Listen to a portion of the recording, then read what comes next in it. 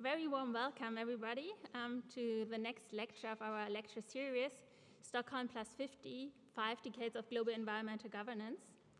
My name is Lena Patsch. I'm the new professor of comparative politics at the Otto Suhr Institute. And I organized this lecture series because I would like to take stock with you of 5 decades of global environmental governance. It was 50 years ago in Stockholm in 1972 that the international community met for the very first time to collectively address global environmental problems.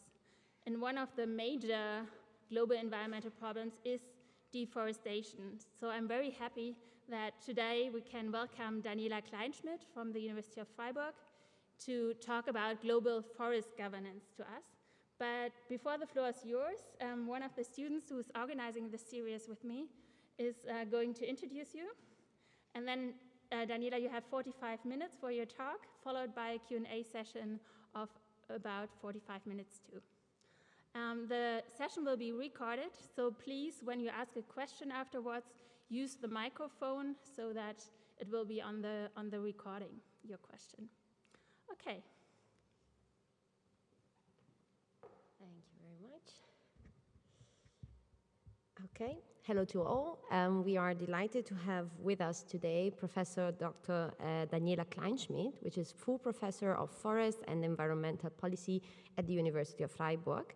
She also taught as associate professor at the Swedish University of Agricultural Sciences in Uppsala, in Sweden, and was researcher in Göttingen and Hamburg. She studied at the University of Göttingen forest science and forest policy science, and she's vice president of the International Union of Forest Research, through which she promotes an international network on the topic. Her research focus spans from national and international forest policy to policy integration, to bioeconomy, and finally to political media communication. And it will be interesting for us to ask to you some questions also on media communication and the topic, because we students during the class of Professor Patsch, we also made some reflections on the topic. So we are looking forward to hearing from you and to having a fruitful discussion afterwards. Thank you very much for being here. Thank you very much for this very kind introduction. That was very lovely. It's a great pleasure to be here in Berlin today. And thank you very much for the invitation to be here for this presentation and talking a little bit about the SDGs and specifically about SDG number 15. As you have already heard, so I'm coming with a forest background on my shoulders. But I studied as well political science and communication science, so that I have a little bit of an idea about the social sciences perspective as well. So better you not ask me any ecological questions in the end, because I will not be capable to answer those. So it's a great pleasure. Well, for those of you who are at home, this is a tremendous room. It's really huge and large, and we will see how it comes about in the discussion then, how we can find together there. So now I have to see the technical issues here. That seems to be easy. So wonderful. Plant a Tree and Save the World is the main title of the presentation. Changes in governance arrangements since 1992. That was actually the obligation given by Lena Patsch. So there was no way out and identifying something different. So that was the way.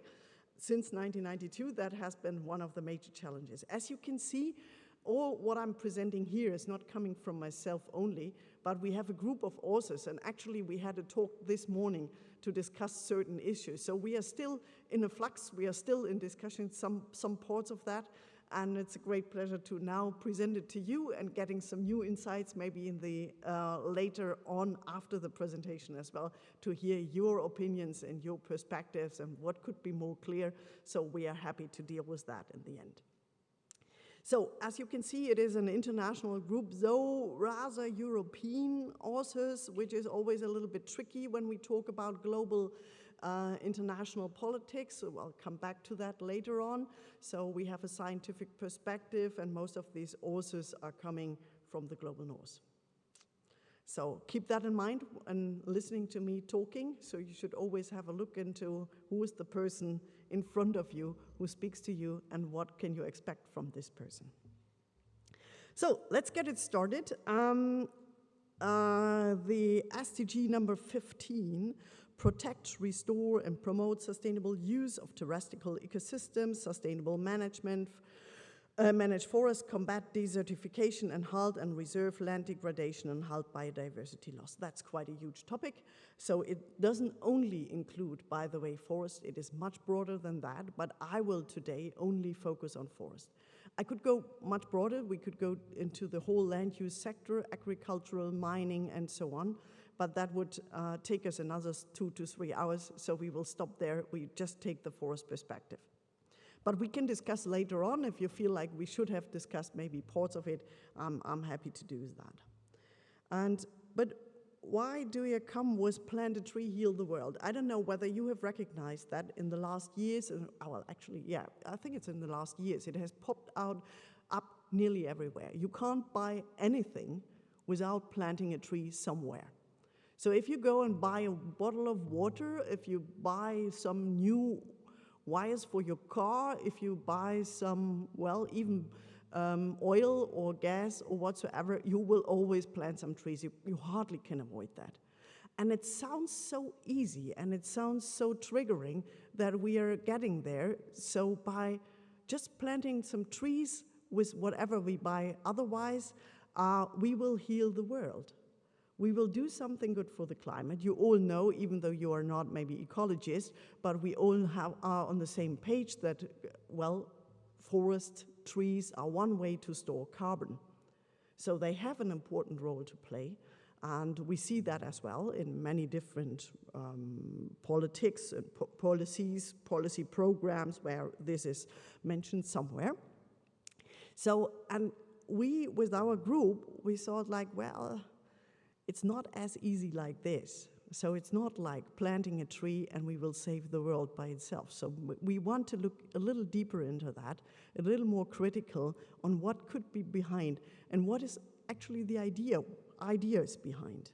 So what we do is we want to look into the, well, I just give a very short, brief notion of the underlying concepts of this presentation. Then a review, sort of what has been there from literature, what is there from international institutions, from pre-Rio, but as well post-Rio, and I will tell you why I do so, and this is where I'm a bit going beyond what Lena proposes to say, because Lena says, okay, start with Rio. But starting with Rio means there is already a whole legacy behind us. So Rio doesn't pop up just from heaven, and now everything starts. So the world has not started in 1992, the world has started before. And just to show you what does it mean for these forest issues, I'd like to take that road as well.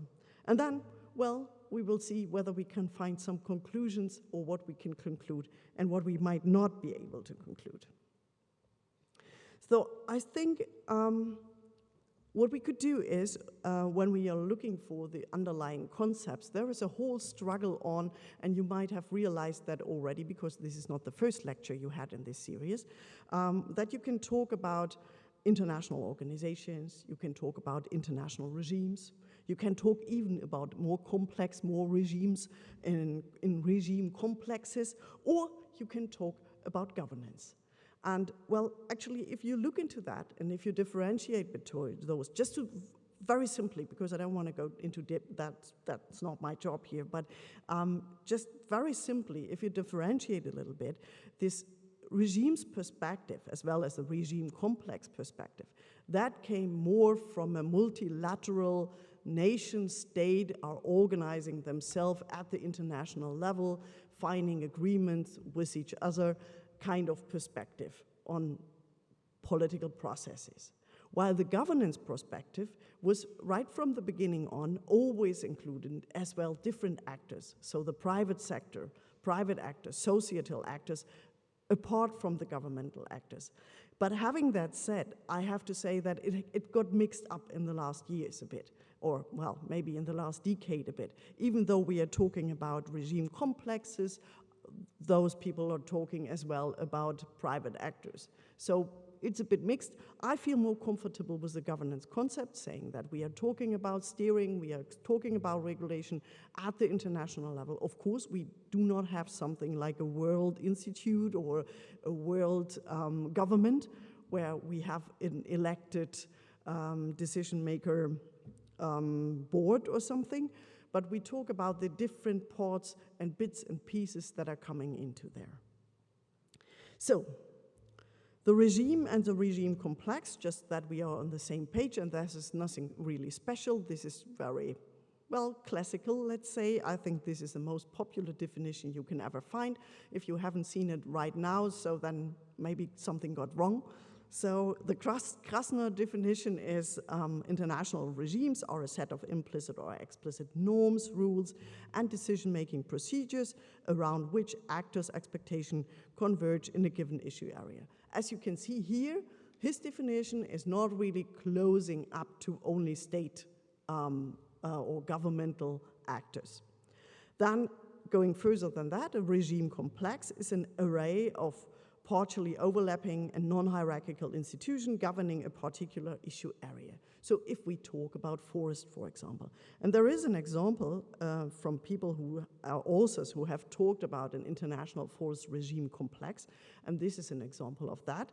So they have claimed, so that is the, in the center, they saw that this is a governmental actor, that is the UNFF, the United Nations Forum for Forest, and with all its kind of instruments like the NLB, the non-legally binding instrument, and other proposals coming in there. So that is at the center, at the heart, because that is a multilateral institution here. And then there is many of those which they have put around which could be of relevance as well. We can talk about trade when we talk about forest, because we talk about different species trade. We talk about tropical timber, for example, when we talk about trade. We can talk about climate, because forests are quite relevant for climate as well. So whenever you hear about the Paris Agreement, you will see that, well, forests play an important role in that as well.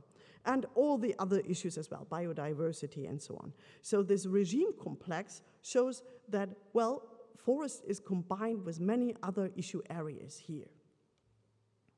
But coming back to governance, I understand it as the formal and informal bundles of rules, roles, and relationships that define and regulate the social practices of state and non-state actors. This is why I wanted to press on that, non-state actors, in international affairs. And what we are doing, or what we have done in this particular chapter we are thankfully invited to write upon, is that we have differentiated between institutions and interests, and as well ideas as part of this governance arrangement. So we have in particular looked into institutions and a little bit into interests. The ideas with the discourses came about, but haven't been so much at the focus there. But the interlinkages, I think that is very important, because when they interlink with each other, so these institutions we have, so that what provides sort of the structure we are in, and the interest, so what actors really want, what they prefer, the direction they are going to, and the ideas, the discourse is floating around and somehow stimulating both of that and providing the channel we are living in. These interlinkages sort of provide, from our understanding, a kind of logic as well. So that we are sort of binded in different logics, depending on the institutions we are in, depending on the interests we are in, and the discourses or the ideas we have. We take ideas just because it's so nice that everything started with an I. The SDGs, I want to highlight that, well, that multilateral agreements, conventions, this whole regime complexity and governance setting is not something that comes just about. It is an international norm, in particular when we talk about the SDGs, but as well about all the other kind of institutions we have. So it's not simply a technical challenge involving state actors and implementing something about norms, and then we are there. But it is an international political process with contestations, so many people can't agree on things, and we will come back to that, in particular in the forest areas, very likely that you can't agree on anything, where power and responsibilities over natural resources are exercised. And this is observed by the actors as well, that there are powers and responsibilities. And this is what shapes the direction of this international norm, whether you can agree on something or not, and what is written finally, what I've read throughout in the beginning as the SDG 15, That is the result of a political process with contestations, power, and responsibilities. Actors needed to agree on that, which shapes that what can we say, what can we conclude on that. So what we do in this chapter, and I tried to capture most of it, maybe not all of it, here as well in this lecture, is the aim to better understand how SDG 15 is embedded in international forest governance, and to critically reflect on the inherent power dynamics, and, well, sort of responding 3 research questions. First of all, how have the content and types of international forest governance changed since 1992, the Rio Earth Summit? Which actors and institutions have been dominant in international forest governance over the last 3 decades? That is kind of dominance is as well, of course, a sign and indicator for power. And which logics of international forest governance are supported by the SDGs? So this is what we more or less are talking about. Maybe I'll leave something out and you can, well, ask me later on that I forgot something. I wanted to start from pre to post Rio, as I said. I'd like to start with before 1992, then talking a bit about the Rio conference, which has been, well, of tremendous importance, as well for forest, even though it doesn't look like this on the first slide. Then going beyond Rio, and there will in particular address the issue of forest landscape restoration, so planting trees. And then in the end, we will have some discussion or some conclusions as well. Before 1992, the logic of wood extraction. What you can see here, you might be not ecologically interested in that, but this is a teak plantation. And teak plantation became quite famous as well during colonial times. So it started all with people within their colonies realizing that the temperature, the atmosphere, the soil, the whole growth system allows growth of trees which are very well of high value. So what has been done over the time is that less valued trees and less valued forests have been sort of cut away and instead planted these kinds of high values. And in particular, one has to consider to say, for whom is it high value? So it's, for one, you can calculate that in money. So what are the benefits from that, cost benefits? And on the other hand, you can as well ask, for whom is it very relevant?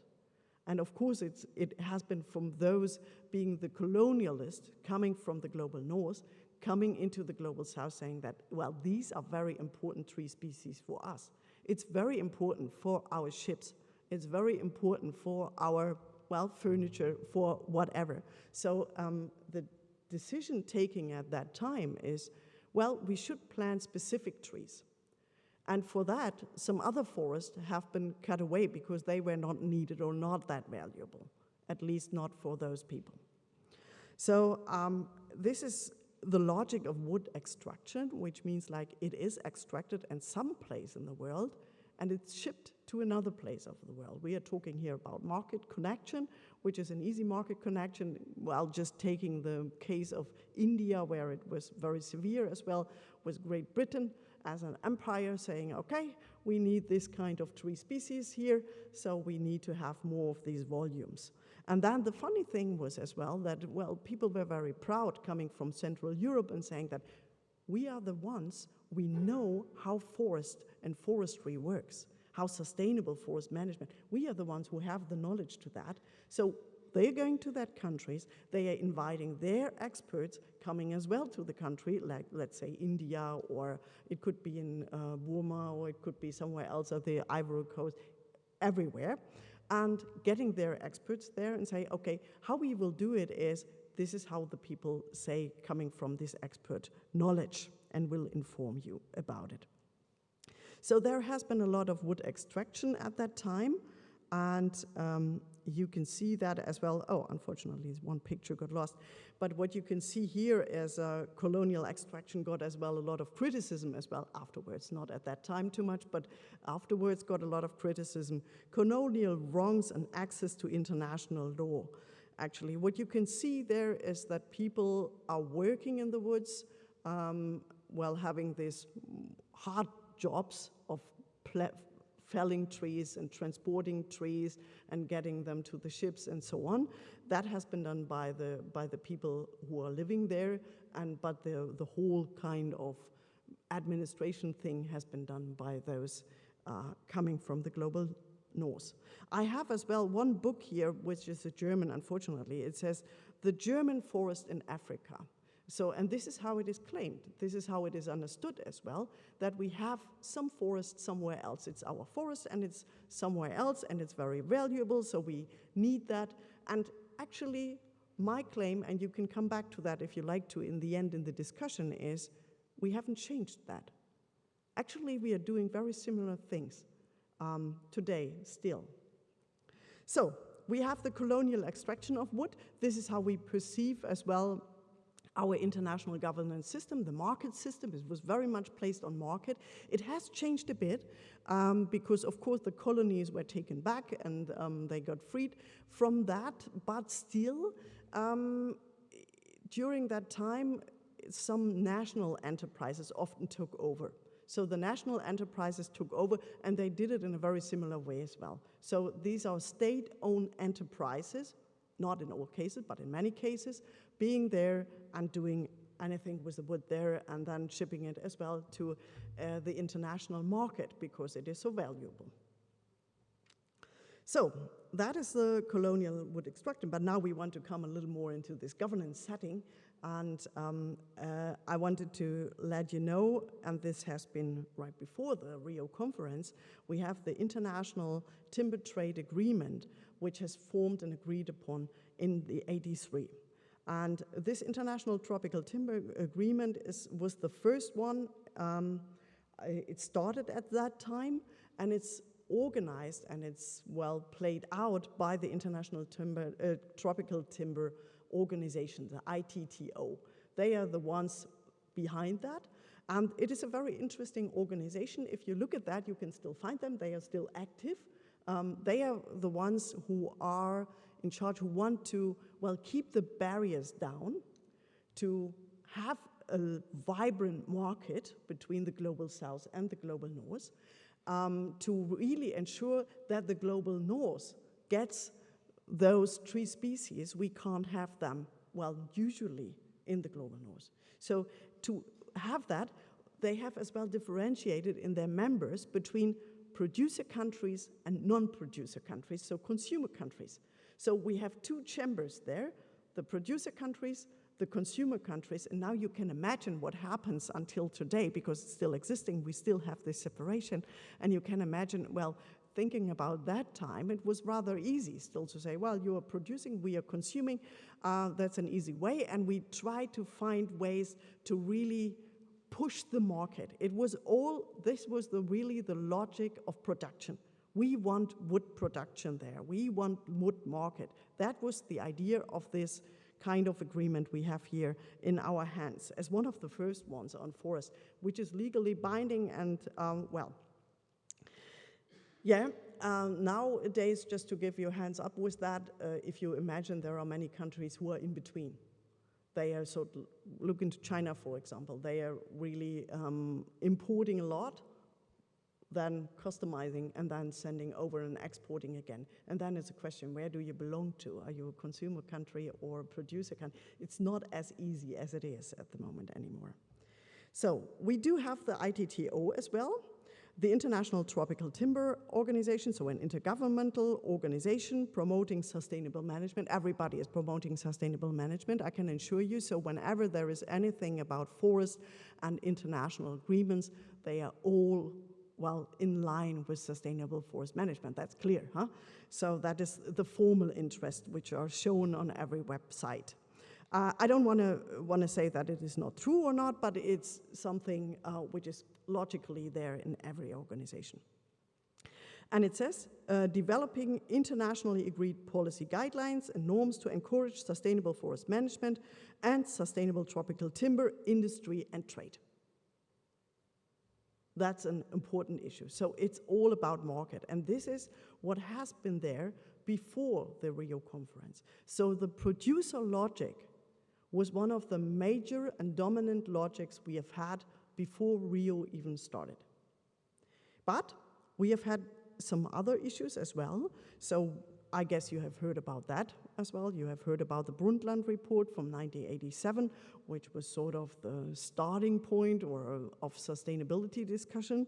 And there, what we could find is more the global sustainability logics. It was much more, even though, as well, the ITTO mentioned somehow it needs to be reforested and we need to restore and so on. The Brundtland report was much more, well, pointing towards the developing issue, that development needs to take place within some countries, and that it is needed an increasing financial support, of course, but as well the restoration. So planting trees was already there at that time, 87. We started with, well, we need to plant trees, we need to restore landscapes, we need to see that this is part of the development of the people. So restoration has been a central activity already in 1870. So it goes very well along with each other. You can imagine, on the one hand, production, on the other hand, you have the restoration. So whenever you restore, you set the basis for another production circle, of course. So that's wonderful. Something else in the global sustainability logic is the CITES, and CITES is still existing, and you might know that already. It's a convention on international trade in endangered species of wild fauna and flora. This is not specifically looking into forest. It's looking into, well, diverse species, tree species, any kind of flora and fauna, so let's say flora and fauna species we can find there. And then we have had the proceedings of the first meeting already rather early in the process already. So this CITES is a starting point for that, and we keep on going. They have annexes with lists. They are very, very long with all the species that are allowed to trade, with those that are not allowed to trade, and those that are allowed to trade under specific circumstances. So there is, you can have a look into that in the website and so on, and you can find tree species there as well.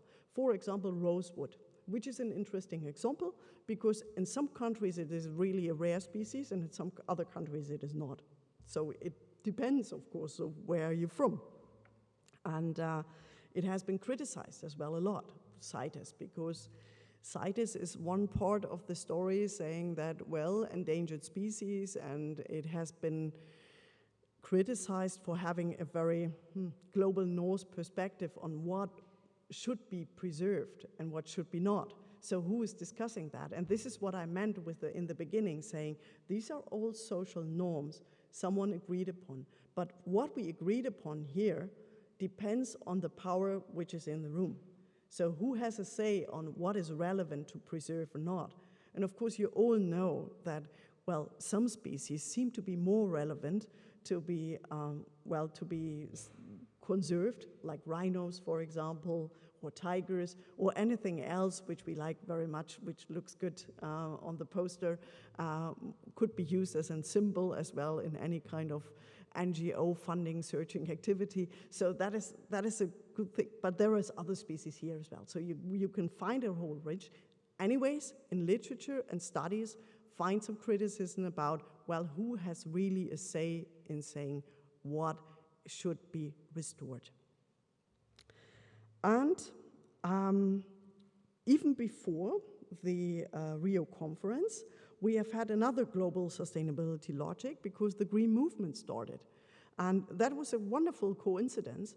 And on the one hand, in Germany, we had this forest dieback. Even though you're not from Germany, you might have heard of that. We have the German forest dieback because in Germany it was in particular difficult, and Germans love their forest and have a very cultural kind of interrelationship with their trees and with their forests, so they like it a lot. And we're very concerned about that in the beginning of the 80s, of the problems with the forest, so that it was already some prescription saying that maybe in the future we will not have as much forest as we have for the moment. So it might be difficult in the future, so we need to do something. Then it came out that it is acid rain and not a general dieback.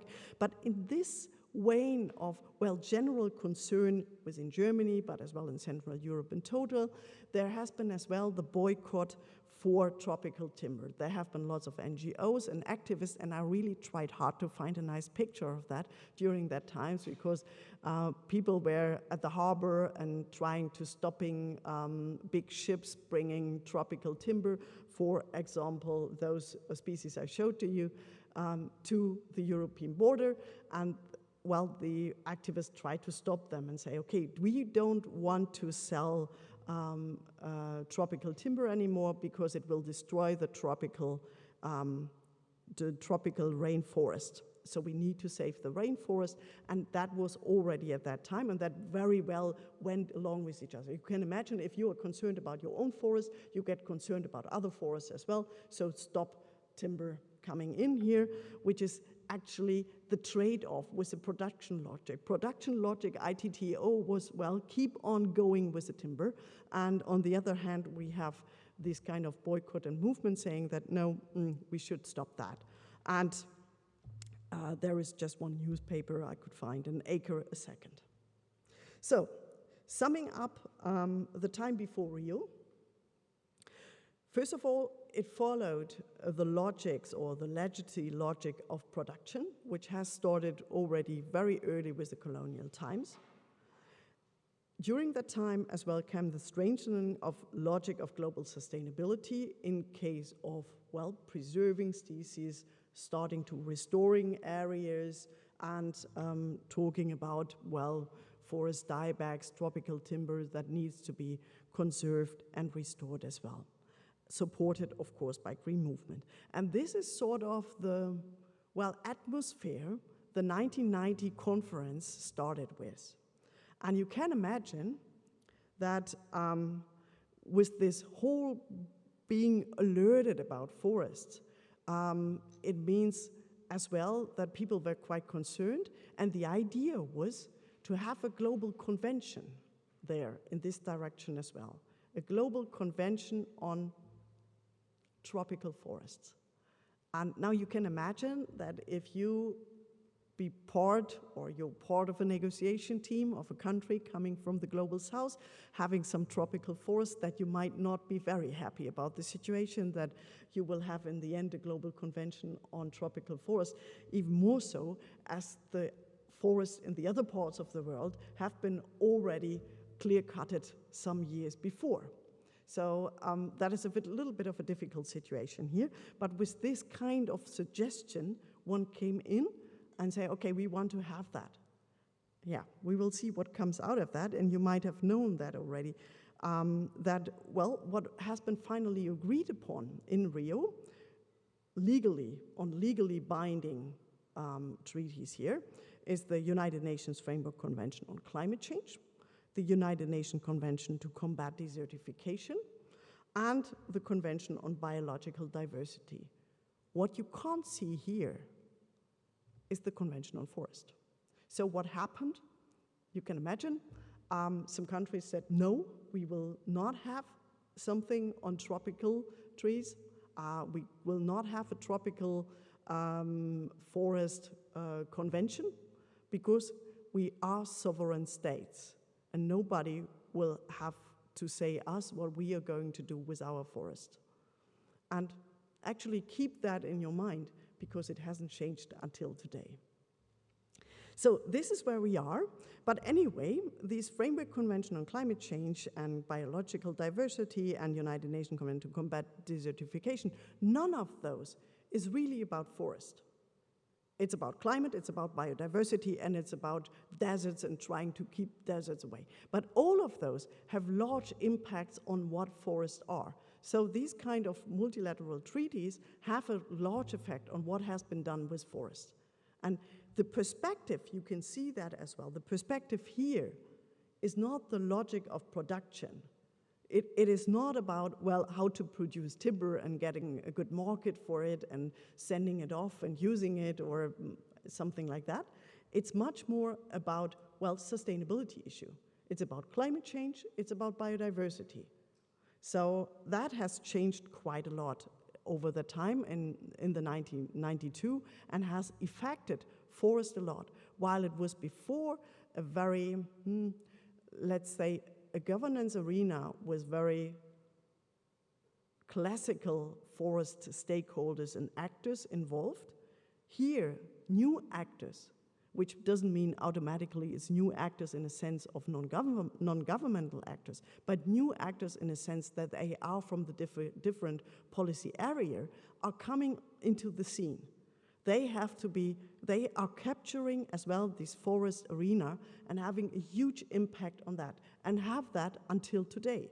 You can imagine that if you look into the NDCs for the Paris Agreement, for example, what you can see there is, well, the national contributions from the countries, many of those, dominantly, those countries are naming as well forest as one source. And there have been many other instruments as well used in the sake of climate change, carbon storage, and so on. So forest is an important issue. And you can imagine that's the same for biodiversity, and I'll come back to that in a minute.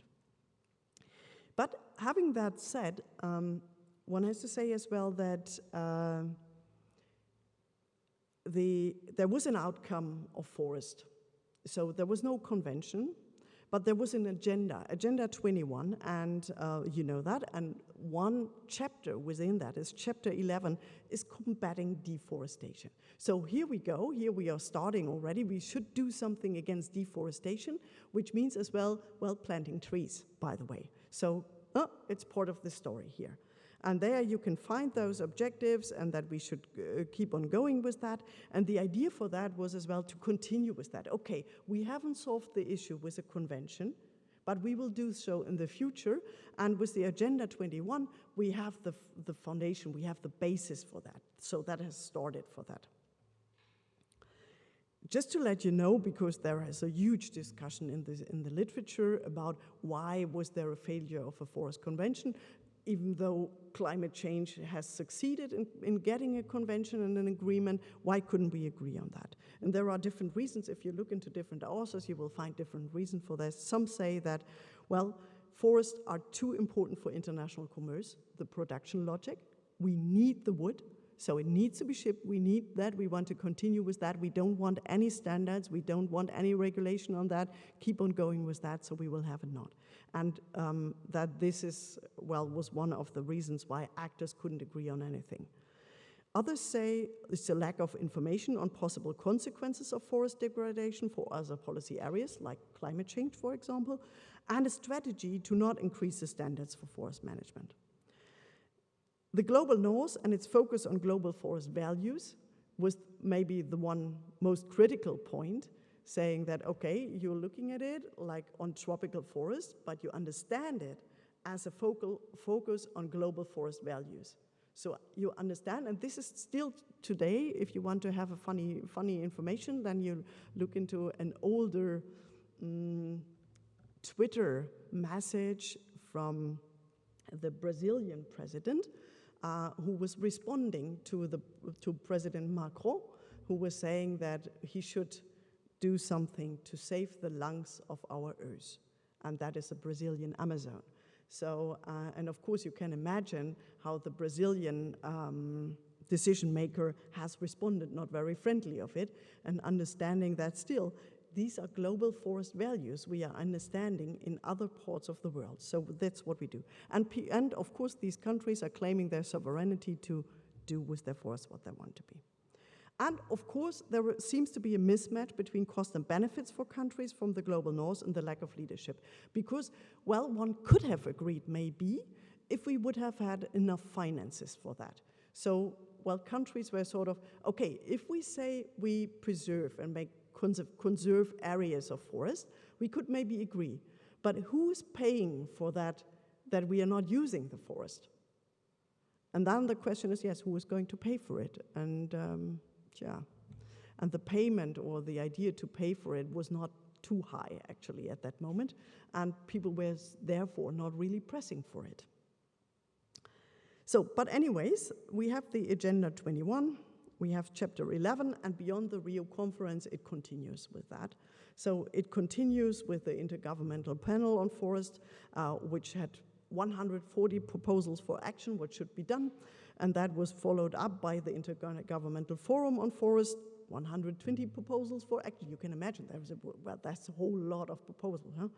And then after that, they started to have an institution like the United Nations Forum on Forest, the UNFF, was started in 2000, and they were actually sort of pushed towards maybe you can come up with a legally binding agreement later on. So now they had sort of the responsibility to do something, but finally what they came, after long discussions and lots of negotiations, they come up with a non-legally binding instrument on all types of forest. What you can see, at least here, is there is a switch towards all types of forest. So it's not only tropical forest anymore, but now it's all, so some learning process.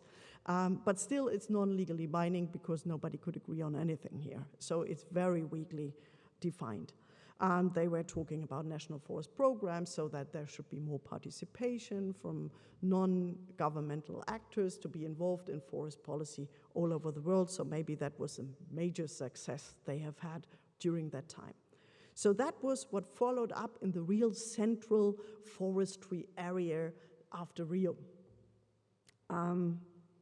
What as well is very central for forest is the question of legality verification. That came up a little later. What you can see here is already in the 2000s, that people wanted to ensure that the wood we are using is from legally harvested sources. So that we have sustainable forest management behind it, that we are not clear cutting. So that was a trial to, well, compensate sort of the non-existing global convention, and instead having then this kind of, well, consumer-driven policies where the EU, as well as Australia, as well as the US, came up with some timber agreements. So for legality verification, whenever there is wood placed on the European market, you need to show where it is from and whether these are in global convention, and instead having then this kind of, well, consumer-driven policies where the EU, as well as Australia, as well as the US, came up with some timber agreements. So for legality verification, whenever there is wood placed on the European market, you need to show where it is from and whether these are legal sources and so on.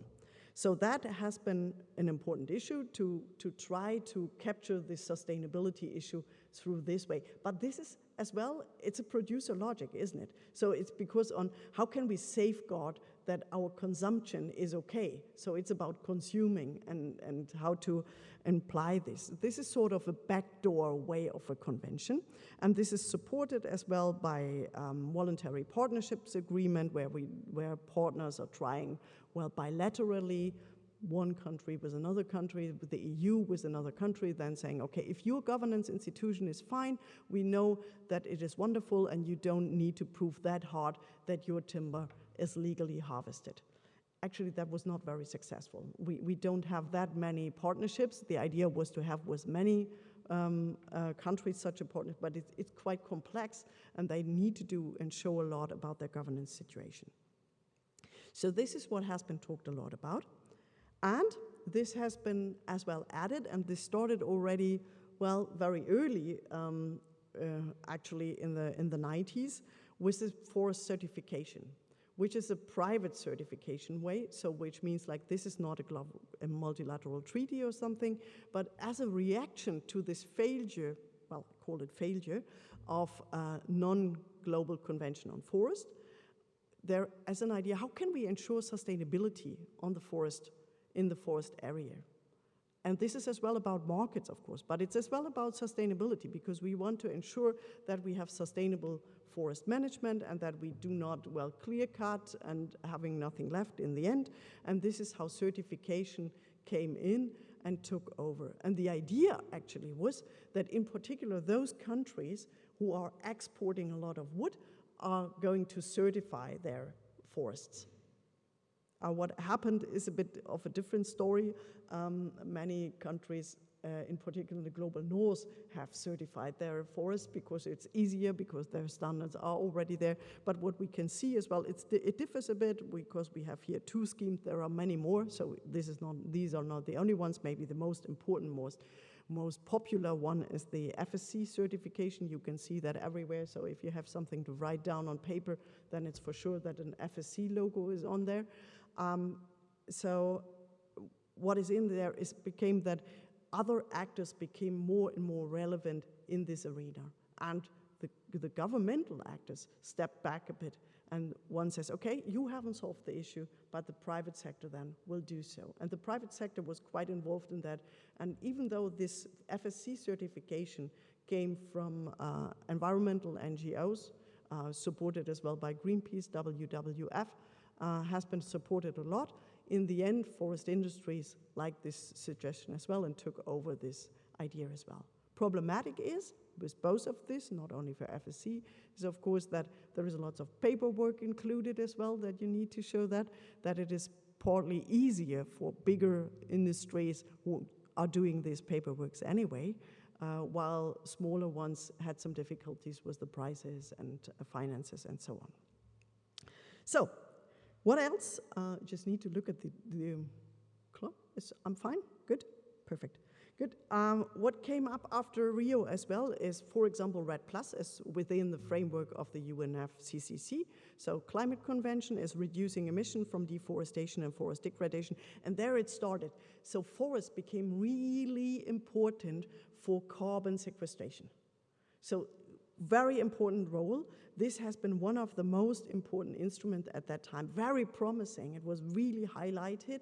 And there it started as well that it has been supported as well by the private sector.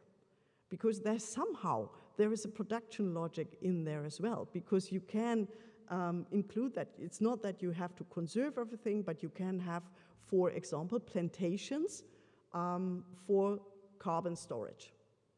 That's a good way, and you have plantations for carbon storage, and you can use the wood afterwards as well. So that's a double win-win situation.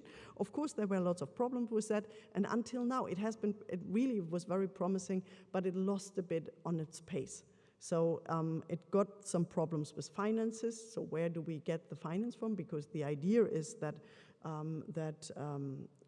industrial countries will pay in developing countries for having areas reducing emission from deforestation and forest degradation, and then financing that.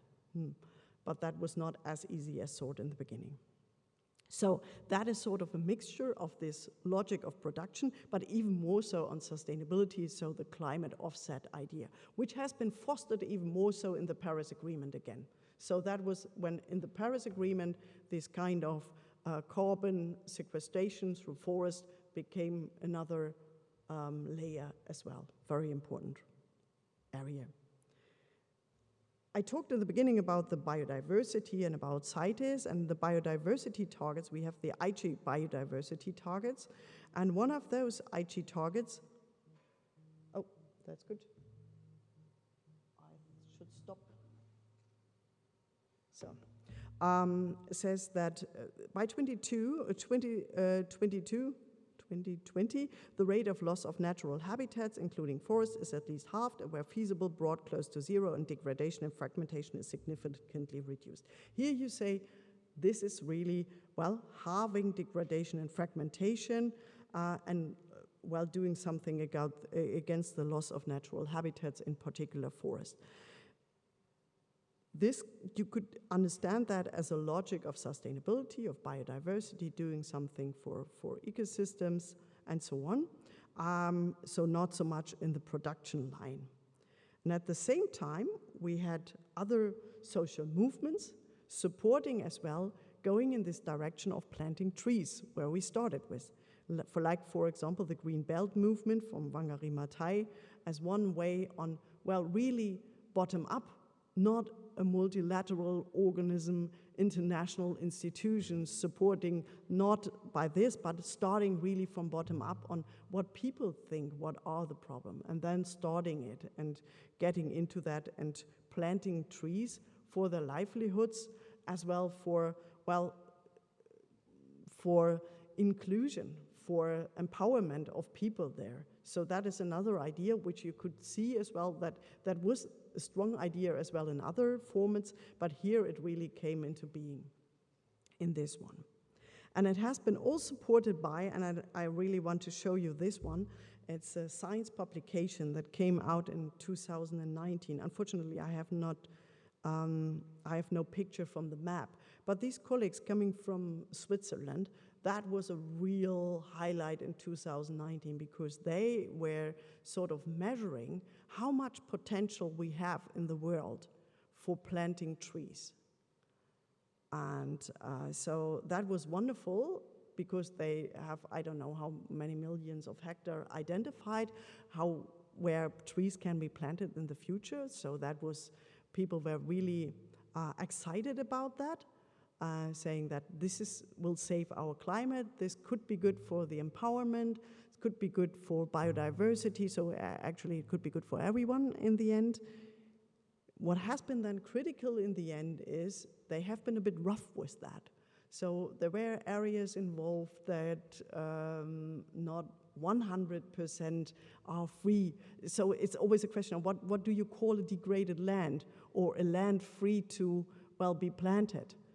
You can have a look at it from a layer from an above and say, okay, there is nothing.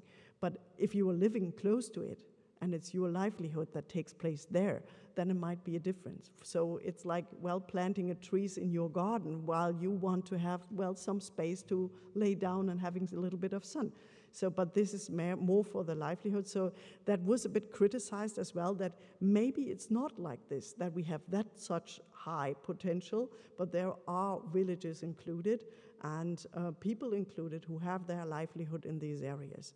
So it's a bit tricky to say, well, there, and there, and there, we can plant trees. But people were absolutely excited about it, and that was then as well shown in this, and now we are back to this planting a tree here, the World Forest Landscape Restoration.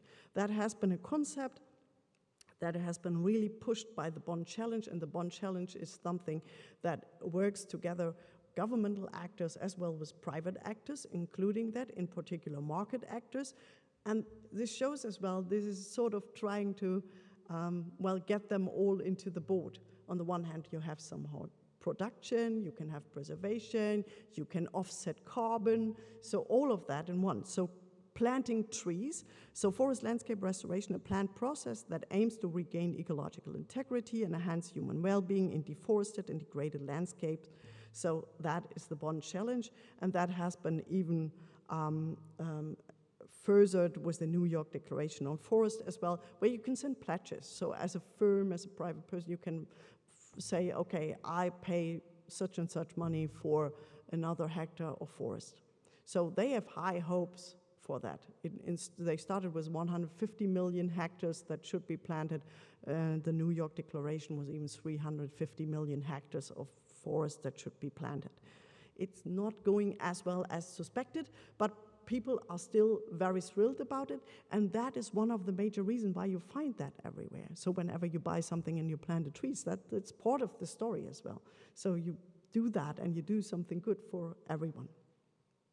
So now I'm trying to, this is sort of showing the whole picture, not the whole, there is lots more, but a little bit of the picture of forest governance, international governance over the last decades.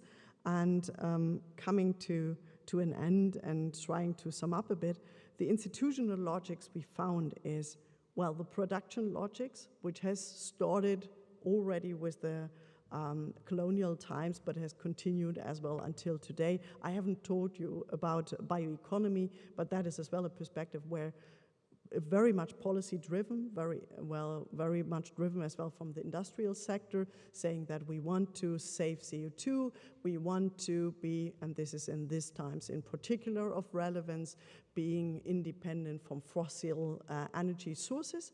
and this is where we need forests as well, and other sources as well. So forest landscape restoration comes in here because they are supporting as well, in particular, for example, plantations. So there are countries which use forest landscape restoration in form of plantation areas. Ecological restoration, like the Bond Challenge and the New York Declaration of Forests, they have at the center of their heart, they have the forest landscape restoration idea. Forest carbon for climate change, you can find that in the UNFCCC and everywhere else as well. This is taken up in the forest landscape restoration because that is one of the ideas that we can store carbon. So that is taken up as well. And the logic of livelihood and empowerment, as you have seen in the Green Belt movement. So, last slide. What we can see here, the last version of this international forest governance is forest landscape restoration, planting trees, healing the world, sold as a win-win narrative. Can be highly criticized as well, some people do so as well, because it is a northern definition. We sometimes want to preserve our life and say, do the carbon storage somewhere else, not in our places, but somewhere else. So it's a little bit of coming back to using resources somewhere else, as it has been in former times.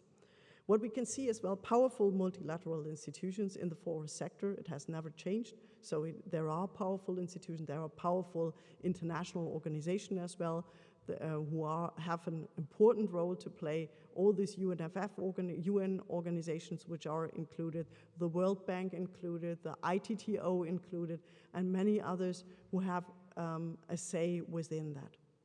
We have a continued protection logic and parallel some sustainability logic with climate at the moment at the forefront.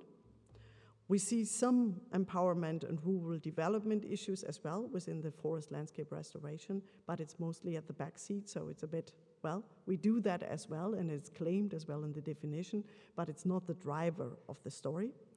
And we see governance changes, so we're seeing a lot of increasing private engagement, not only in certification, but as well later on with the Bond Challenge, with the New York Declaration on Forest.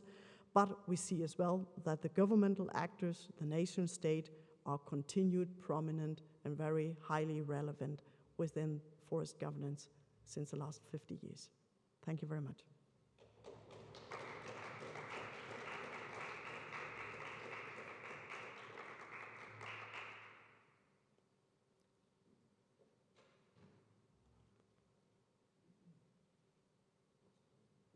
Thank you very much. I guess now we'll switch to questions.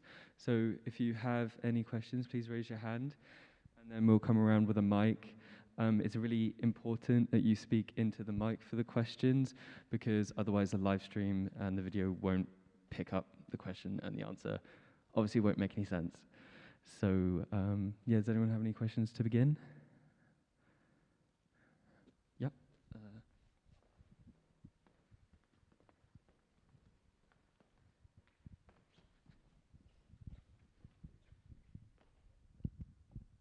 Okay, thank you so much, Professor, for the presentation. I'd like to ask a question because I have a little bit of first-hand experience with the verification of origin. For a while, I used to work in the Federal Prosecution Service in Brazil, in the Environmental Office. And from 2017 to 2019, the rules of the game changed completely when President Bolsonaro got elected. And there was an important change that was made in which the declaration of verification of the extracted resource was no longer going through an entire chain of command of verification, but rather it would suffice for Brazilian legal standards if the person who made the extraction declared that it was legal. So in that way, it kind of greenwashed an illegal resource, but that change in a national standard could make it clean for the purposes of the international trade. So are the commitments to state actions in SDG number 15 going to be able, or are they possible to be able to mitigate or to correct those anomalies in state commitments when the markets still hunger for the usage of those resources, despite them being legal or not? Actually, I have hard times with the audio thing here. So it was loud enough, but it was sort of a Hall effect. But what I get from you is the question on Brazil and their changes in forest policy. That's right, from the forest governance and how it has changed. Yeah, maybe try it without the mask. Maybe that's easier. Yeah, I think this is less muffled now. Basically, my question is, are the commitments in SDG number 15 enough to correct those anomalies in state commitments when the market is still hungry for resources that are illegal? So clear answer, no.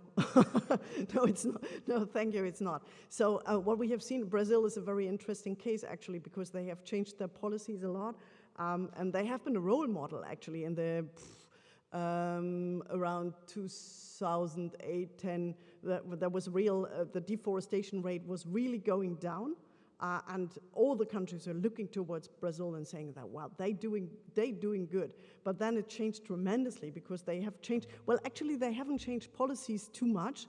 What they have changed a lot is trying to, the monitoring issue. They haven't, paid any attention more to monitoring.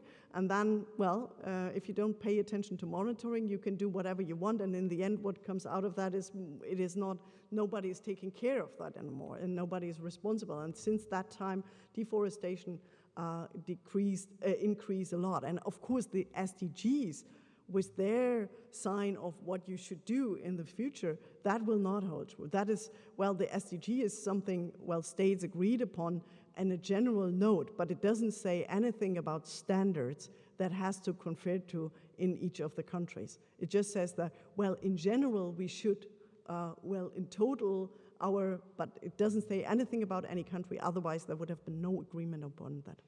Brazil is, of course, one of those countries, amongst others, who are not really interested in a global convention. You can imagine that.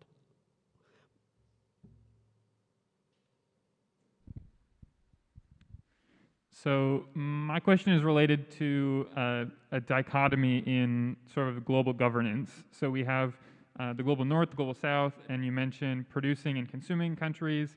Do you see differences in how countries interact in that global governance scheme based on the type of governance? Specifically, we have the West, we have democracies. Is there issues when it comes to authoritarian governments or governments that might not fully express the will of the people? If there are people living in those countries that do value the forest, but the government doesn't, are there any things there that are challenges to global governance related to forest management? I think what we can see is differences when it comes to forest resources. So there is a huge dependency, I'd say, to, how many forest resources you have and how important your, forest market is, and how many forest enterprises you have, and how large your forest industry is. And that is more the indicator on how it takes place in governance situations. So the resources are the important issue on claiming how countries are reacting in international areas. So that is much more important there. So you can see that countries with a high rate of forest areas, with a huge timber industry, with lots of markets, and in development, play an important role and have a different perspective on what should be done in international governance and what should be not done than other countries, like, for example, just give a good example, it's the Netherlands. You can imagine the Netherlands has nearly they have some forest, but it's not really a lot. They don't have a timber industry. You can imagine that the situation is totally different there. So that is a different story then. And that's what we can see as well as a grid. So the state of development on the one hand, and the level of resources you have, the percentage of resources. It's more important than whether you have a democratic governance or not system. That doesn't matter. Well, if you look into these international negotiations, if you take part in that, it's all the same. Yes, so thank you for the lecture. You were very clear about why the international community didn't reach any legally binding implementation. And which is why my question is, what are the first steps to get to legally binding instruments, and does the forest cause has most chance to get to it through the Climate Change Convention or on its own? I think that is very relevant, and this is, on the one hand side, people are, well, sort of seeing that coming, that through the climate convention and through climate agreements, there is more pressure on doing something with the forest than from any kind of forest convention could be ever expected. On the other hand, this is feared a lot as well by these traditional stakeholders, saying that, oh my gosh, there is coming from a different policy area, we haven't expected that, and now they have a say in our political area, and we don't want that. We are the ones with the say in forest and not the climate guys. So it's as well a matter of responsibilities, and you don't need to look that far. You can even, well, maybe start here in Berlin. So that is one answer to the story. And on the other hand, doing something else, there was lots of trials as well doing something else. For example, regional agreements instead of trying it internationally or globally, because we know, okay, there is maybe large differences. So what we could do, we could try with a European one. We tried with a pan-European convention on forest. Well, there was lots of discussion about it, but it failed as well. So it is really a tricky point, and because imagine pan-Europe, there was as well Russia inside, and of course it was a little earlier, it was not in these times where any kind of convention wouldn't be possible anyways, but still at that time it's about, well, it's about standards, it's about markets. Do you want to raise your standards? And that was an interesting point. I was taking part in this negotiation, coming from then at that time being in Sweden, and Sweden was so. And the countries in Scandinavia, which are producer countries as well, they have lots of forests, and they have a strong forest industry as well. So they have an interest in doing something. But, well, they were a little bit hesitant, but then they said, okay, if Russia is in a treaty, in an agreement, in a pan-European agreement, then we are in too. So that is okay. And that's because of the market situation, because you expect, well, we have already a standard. They first need to hire theirs, so it's a good position for us in the market. And that's what politics is about.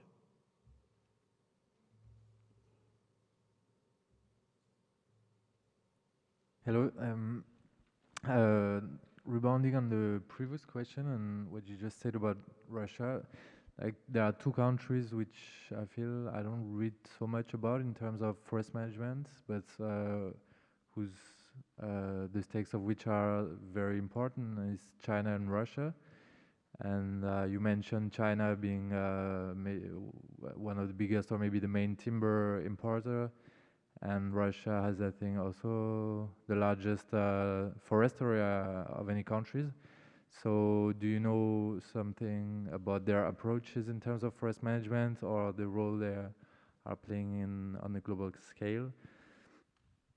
Well, I don't know for the to-date approach. I'm not. Well, for China, it's quite clear. They have replanted, they have reforested large, huge areas, planting trees, planting forest, and they have a strong conservation policy as well, so conserving their forest. One has to say that they haven't planted, it's not that long ago, and you know that, well, trees, it's not like crops, it takes some time, it takes like 70, 80 years, it depends, of course, on the species you have, until you can harvest it.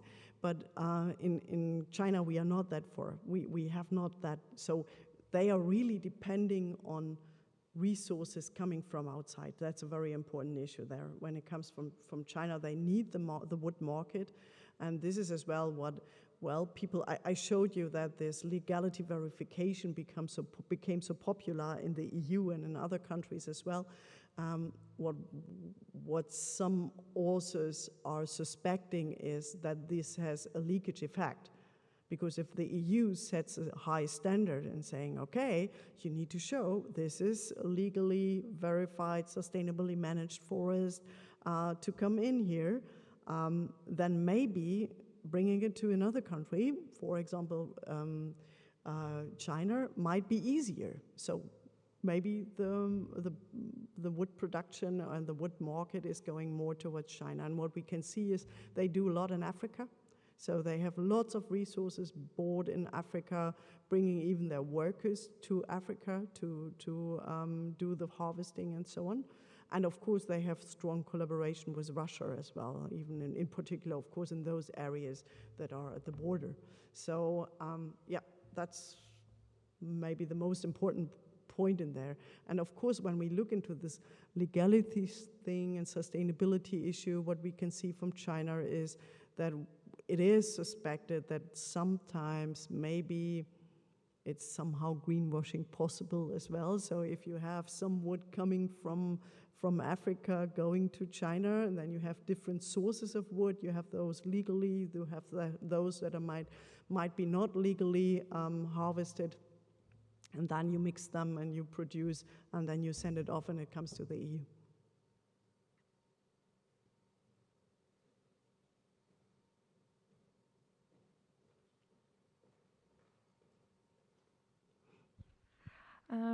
Since you also come from a media and communication background, I was asking myself, like, what is the role of media on the agenda setting of global forest governance, or what could be the role?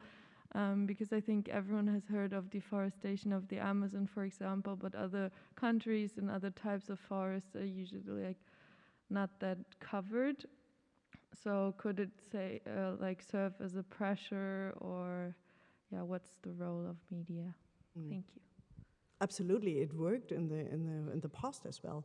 So the media worked in the past, at least, well, in the regions. Internationally, it's a bit more difficult, but of course, media can has a lot of pressure to put on. But as you can see, sometimes the pressure doesn't work as well. We had the example of Brazil.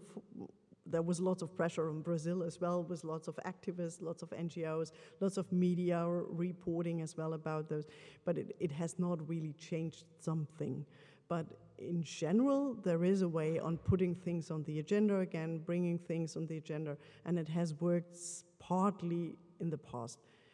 But it is not really replacing a convention where people agreed on and need to show and monitor and things like that. It's just to put things again on the agenda, being alerted about it. I think that can be the role of the media, and to inform about information. Well, there's lots of information about the Amazon for the moment. So we see that now and again and again. But of course, it's as well a bit tricky, because media, on the one hand, it can be used to put things on the agenda, to push things forward, but on the other hand, the communication is somehow, a little bit populistic as well. That's part of the media story. It needs to sell. It needs to have a sort of a tone, a conflict. It needs to be something interesting to be there. And so for example, this whole tree planting thing, it's very positive. People like that. So criticizing that in the media has been not the case for the moment. Maybe for good reason, but it always depends as well. And and of course, media sources is not, media is an actor itself. It has their own interest. Where do they want to go, and where are they financed as well is a question. So it depends. So you mentioned before the study about the potential of afforestation. And I was wondering, because the potential is the one side, but the other side is to what extent we would favor or desire more afforestation globally. So could you draw a line? Is that possible to say to what extent we would want more trees and more forests on the planet? Or is there a line keeping in mind the rising competition for land, keeping in mind rising population and the need for more agricultural land? And I think from the current point, it is clear that we need, first of all, to stop deforestation. but then how far away are we from this potential line? Maybe there is no line, but yeah, that's my question. Thank you. Yeah. It depends whom you ask. So if you ask the global north, you can plant as much as you can, in particular somewhere in the south, maybe not in your backyard, because here you would say, well, the areas we have, we need them for agricultural land, for farmland, in particular now, imagine the resources we need. So we can't just plant everywhere trees. It's not possible. So it is not.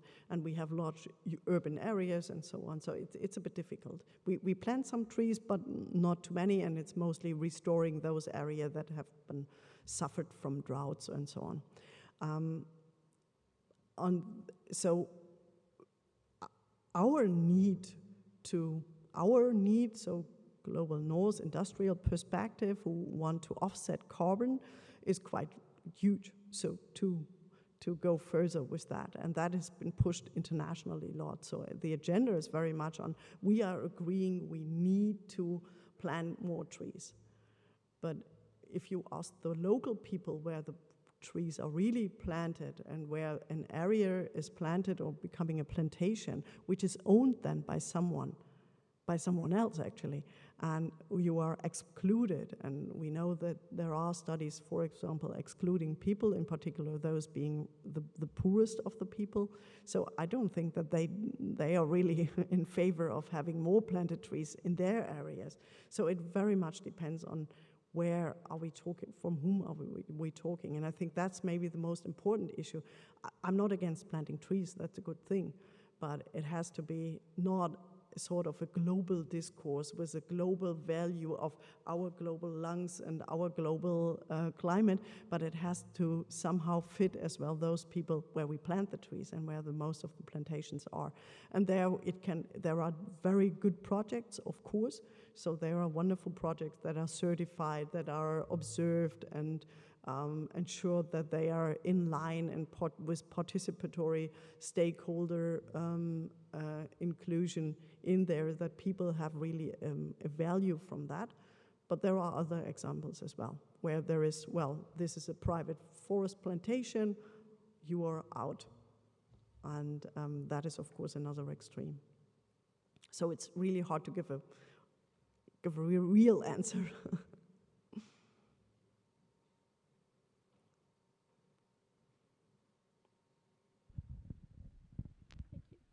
So, hello and good afternoon. My question is related to the previous one concerning private engagement.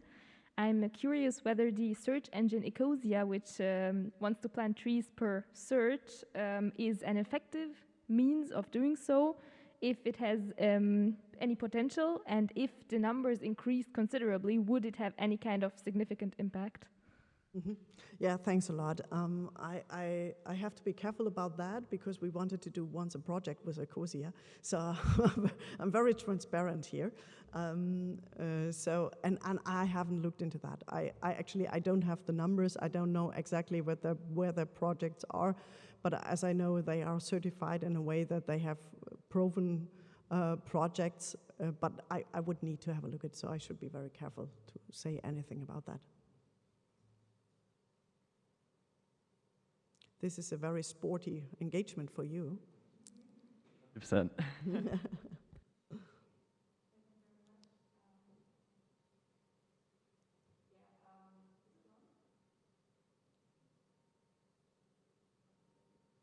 Thanks. Yeah, you've been mentioning like a little bit local knowledgement and also well, taking into account of rural livelihoods. I was just wondering, since you were also very clear that the producer-based approach is still very dominant, and in general, like international forest management is top-down, and well, northern or experts from the global north are more heard on a general scale.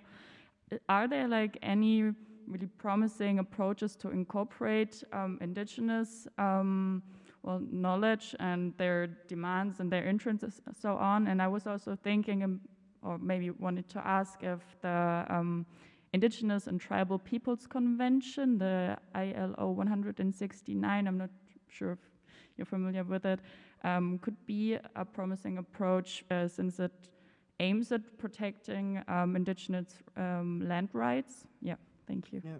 Very important issue you raised there is one of land tenure, which is one of the most important issues when it comes to the forest issue, in particular when it comes to carbon, for example, who then, well, receives the benefits from it in the end, and that's a huge discussion, and this is one of the problems the REDD+ discussion has as well. Does the funding then goes to the nation state? Does it go to the community? Who in the community gets it? What does it do with the community? Because it changes the power situation within the community. So there are millions of questions that should be and could be addressed in that issue. But we see, of course, there are good examples as well. And I raised the issue that this may be one of those, in this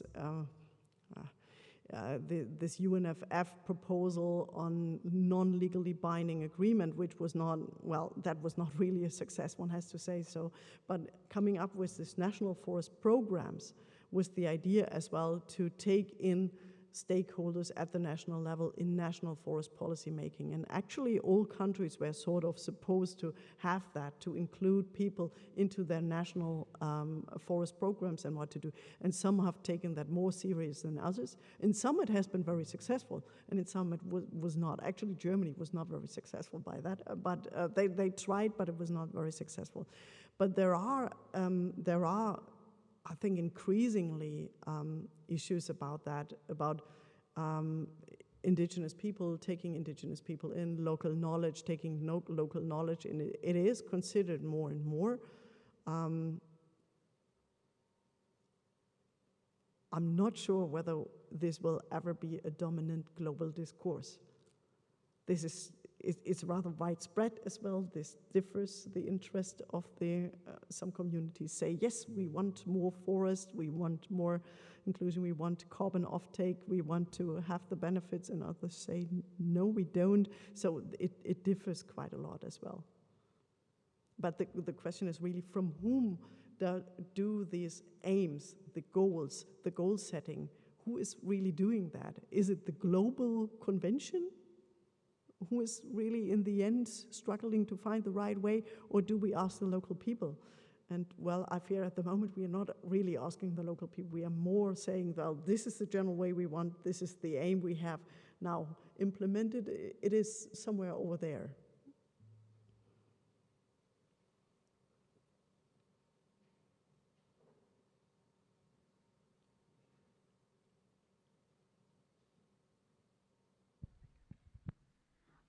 Thank you so much.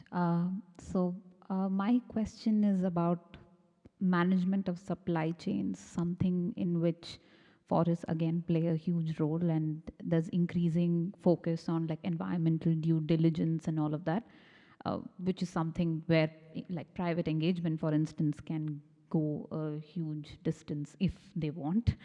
So I was just wondering, like, experiences of the EU, for instance, when it tried to ban like palm oil-based biofuels and the kind of backlash that came from Indonesia, for instance, because we are talking about global supply chains where again you have dependence. I mean, you have already created those dependencies, which is something that countries in the global south already argue, that you have created these dependencies and our economies are dependent on these exports, and then you bring in these sustainability standards that we don't have the capacity to build. So how do you like bridge these gaps, like as the global north and global south, when it comes to like supply chain management, where unilaterally parties like the EU or countries within Europe try to bring in these regulatory changes within their countries that would obviously have long-term and medium-term impacts on countries in the global south? Thank you. Well, I don't have a solution for that, but you are pointing to an important issue of the supply chain, which has been realized in different areas of these forest governance issues. Like, for example, in certification, the supply chain is realized and is taken up. It is in this legality verification issue, it's taken up.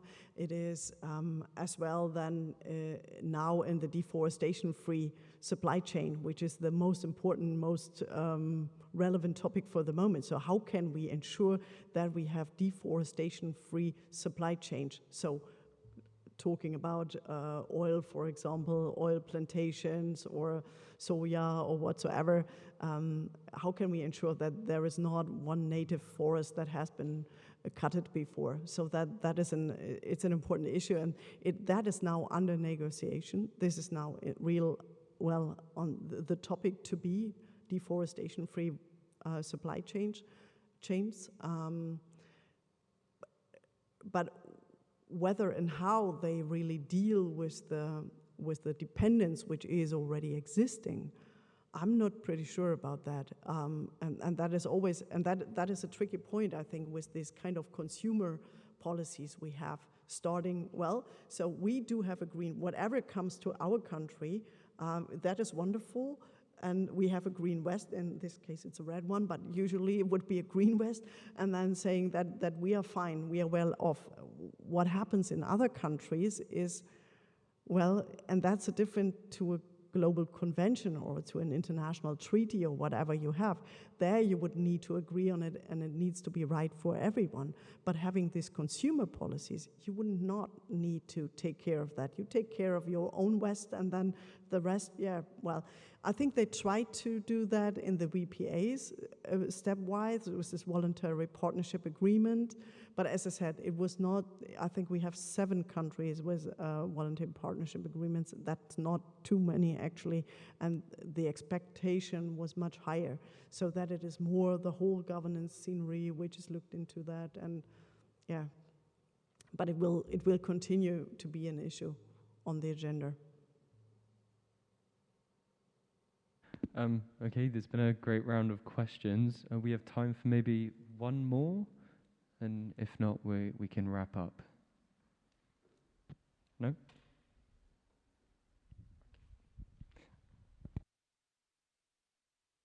Thank you so much, Daniela.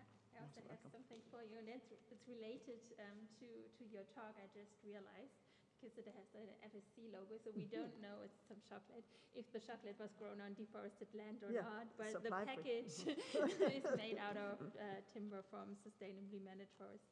Thank you so much. Thank you so much. It was really a pleasure listening to you, and thanks also for the great answers to all these great questions. Wonderful questions. Thanks.